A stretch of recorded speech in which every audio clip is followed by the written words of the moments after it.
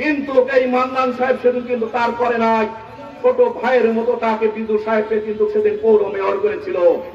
এই বিদু মান্নান সাহেবের সাথে কি বেঈমানি করেছে আপনারা দেখেছেন? আপনারা দেখেছেন বিদু সাহেব কিভাবে মান্নান সাহেবের বিরোধিতা করেছে। মৃত্যুর আগে মান্নান সাহেব আমাকে বলেছিলেন, দাসের এই বিদুকে আমি পথের থেকে কুড়ি নিয়ে আসে আমি তাকে পৌর মেয়র করেছি, আর সে আজ আপনার পাশ দিয়ে সে এমপি হতে চাই। তাই আপনারা সতর্ক থাকবেন। এই বেড়ে বিদু হচ্ছে নবীর দুশ্মন, এই বেড়ে হচ্ছে নবীর দুশ্মন, এরা আওয়ামী লীগের দুশ্মন, এরা মান্নান সাহেবের ক্ষতি করেছে, এরা আপনাদেরকেও ক্ষতি করবে। তাই এদের থেকে আপনাদেরকে সতর্ক থাকতে হবে।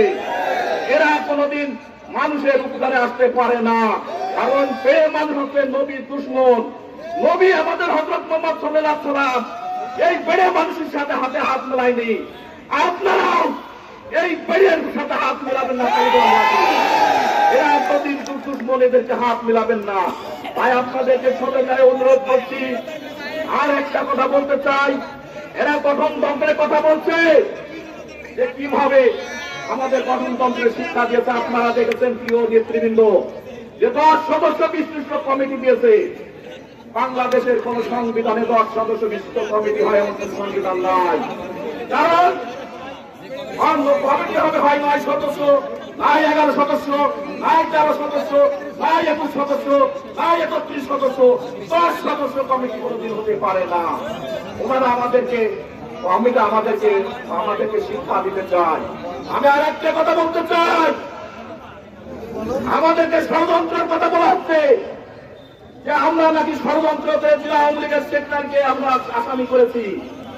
আমরা কোনদিন কাউকে নাম বলি নাই, তাদেরকে নাম দিয়ে কিন্তু কোনো কেস করে নাই।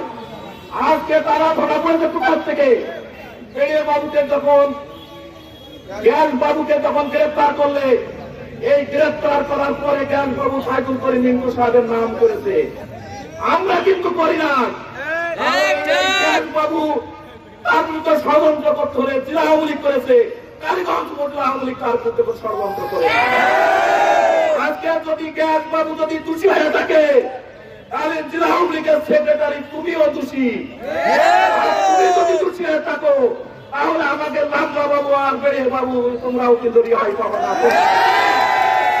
আপনাদেরকে সবিনয় অনুরোধ করছি, আজকে আমার সাহেবের মৃত্যুর জন্য যাত্রা প্রতিবাদ সভা করতে আপনারা যেভাবে উপস্থিত হয়েছেন, তাতে প্রমাণ হয় যে জীবিত আনারের থেকে মৃত আনার অনেক শক্তিশালী।